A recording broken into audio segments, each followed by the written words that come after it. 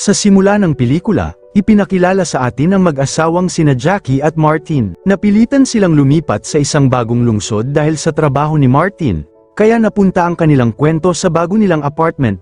Habang abala sa pag-aayos ng kanilang mga gamit, nakatanggap si Jackie ng tawag mula sa kanyang lola. Hiniling ng kanyang lola na asikasuhin agad ni Jackie ang mga dokumento para sa kanyang paglipat. Pagdating niya sa tanggapan ng barangay, napakalaki pala ng numerong nakuha ni Jackie sa pila. Dahil abala at nagmamadali si Jackie sa pag-aasikaso ng kanyang paglipat, nakipagpalit siya ng numero sa pila sa isang lalaki. Kahit hindi kilala si Jackie, mabait na pumayag ang lalaki na makipagpalit ng numero sa kanya. Matapos ang kanyang mga gawain, nagpasalamat si Jackie sa mabait na lalaki at agad na nagmamadaling umalis para asikasuhin ang iba pa niyang mga gawain. Biglang aksidenteng naipit ang kanyang damit sa pinto ng elevator kaya napunit ito. Mabuti na lamang at mabilis na tinakpan ng mabait na lalaki ang nakalantad na ibabang bahagi ng katawan ni Jackie. Pagkatapos ay nagpakilala sila sa isa't isa at nalaman na Sergey ang pangalan ng lalaki. Muling nagpasalamat si Jackie kay Sergey na ilang beses na siyang tinulungan. Pagkatapos ay hiningi ni Jackie ang contact number ni Sergey upang agad niyang maibalik ang kanyang kamiseta. Nagkasundo sina Jackie at Sergey na magkita sa restaurant na pag-aari ni Sergey. Lumalabas na may restaurant si Sergey na nagbebenta ng mga crepe at ilang inumin. Bilang pasasalamat, tutulungan ni Jackie si Sergey bilang waitress sa restaurant bilang kapalit ng empleyado ni Sergey na naka-off noong araw na yon. Habang nagtatrabaho, marami silang napag-usapan upang mas makilala ang isa't isa. Tinuruan din ni Sergey si Jackie kung paano gumawa ng crepe habang bahagyang nilalandi siya. Sa madaling salita, naging abala sila sa pag-uusap habang umiinom hanggang sa gabi. Pagkatapos ay umamin si Sergey na sa totoo lang ay hindi niya kailangan ng waitress, palusot lamang yun dahil interesado siya kay Jackie.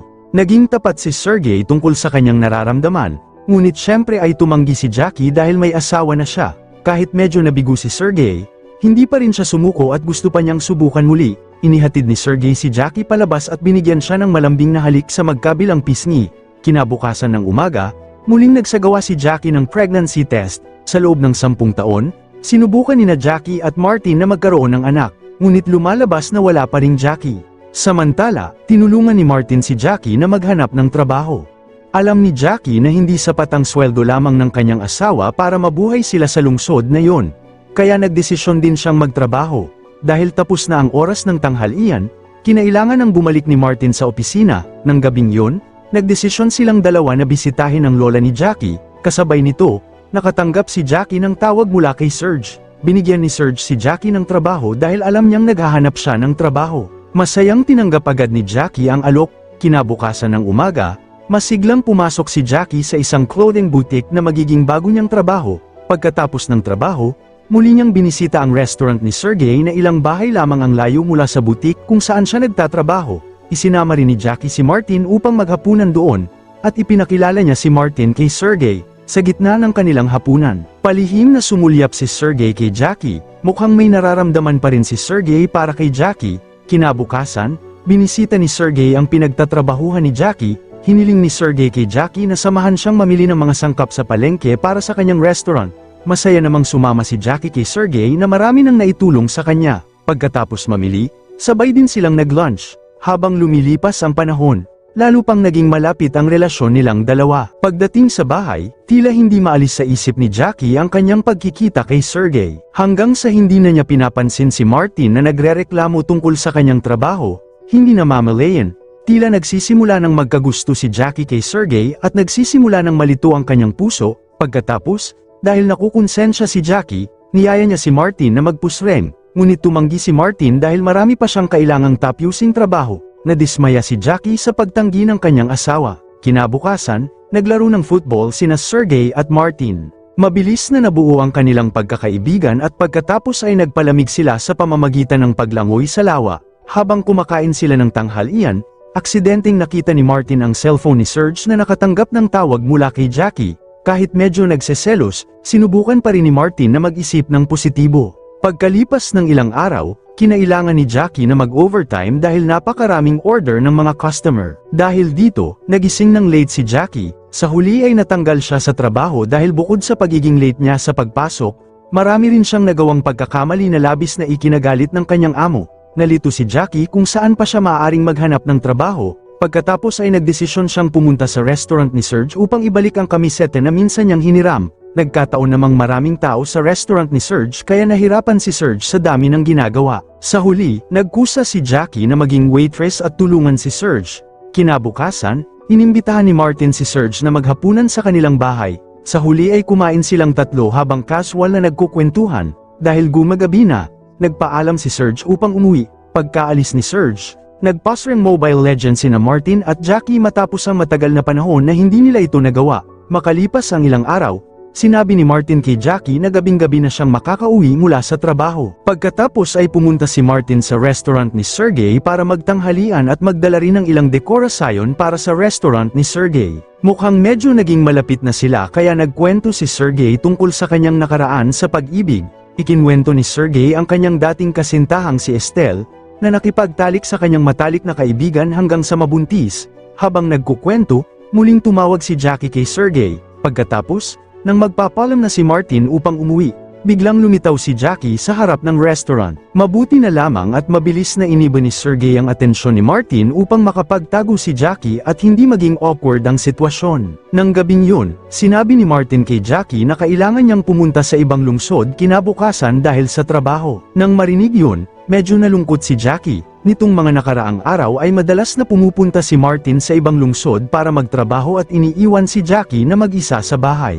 Dahil dito, nakakaramdam siya ng kalungkutan. Mabuti na lamang at kinabukasan ay hiniling ni Sergey kay Jackie na tulungan siyang mag-renovate ng restaurant. Natuwa si Jackie dahil hindi na niya kailangang mainip mag-isa sa bahay. Medyo nag-ayos si Jackie at nagsuot ng magandang damit na may mga bulaklak na medyo mainit tingnan. Pagdating doon, sa totoo lang ay hindi naman gaanong nakatulong si Jackie. Ngunit sapat na ang presensya ni Jackie para maging panatag si Sergey.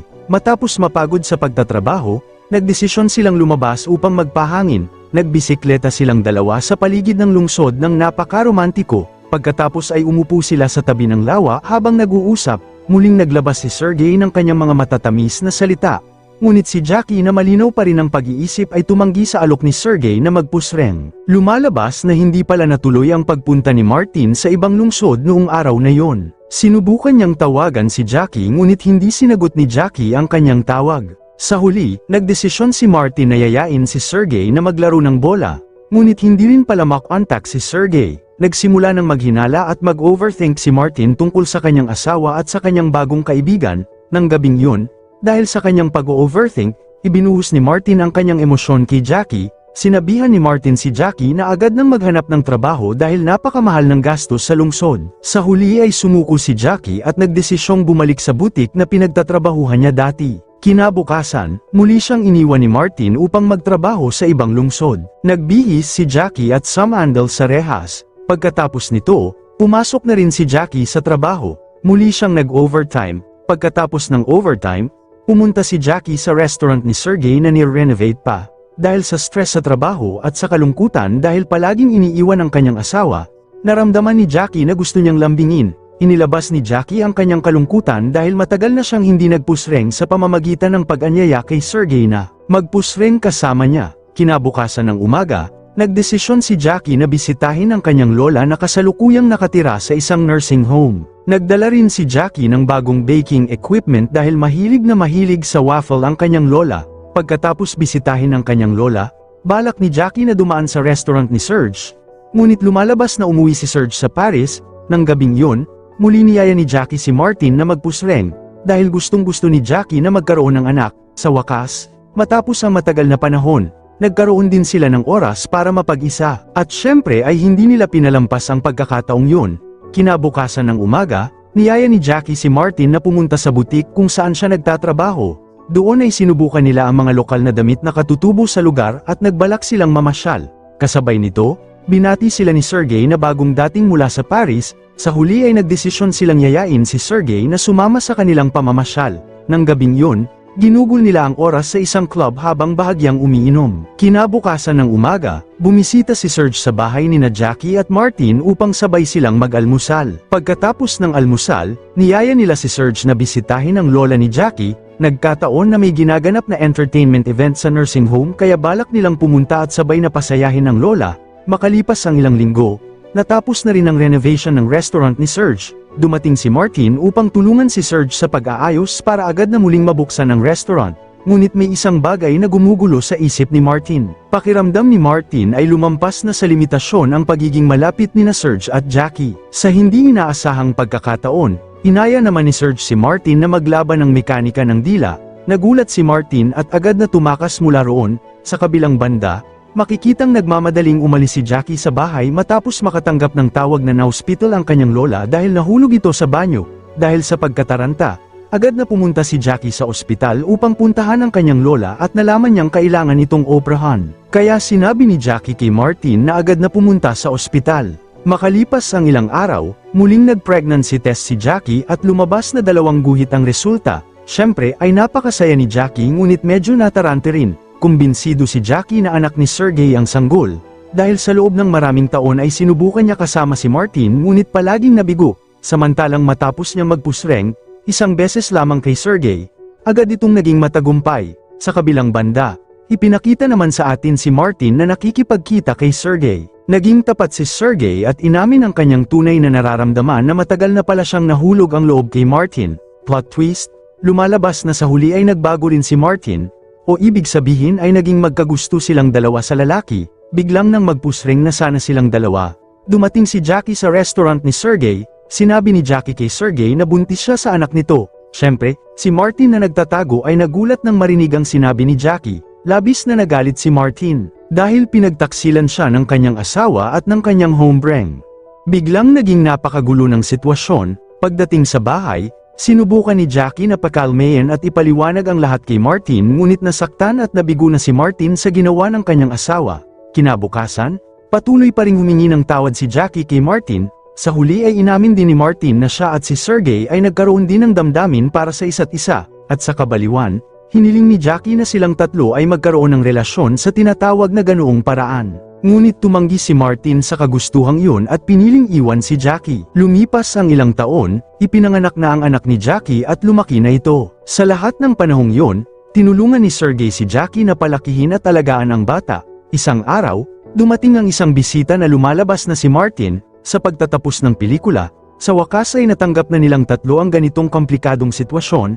Namuhay silang tatlo ng masaya bilang isang maliit na pamilya at dito nagtatapos ang pelikula. Kaya iyan ang naging halatang kwento ng pelikulang walang kabuluhan. Kaya ano sa tingin ninyo tungkol sa tinalakay natin ngayon at kung nagustuhan ninyo?